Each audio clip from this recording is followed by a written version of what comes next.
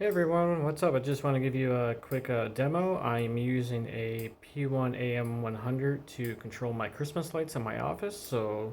I decorated my Christmas lights around my rack, and I just ran the simple blink program using a discrete output module. So let me show you real quick. So this is my Christmas lights, just blinking with 1,000 um, millisecond delay. Just the basic example folder.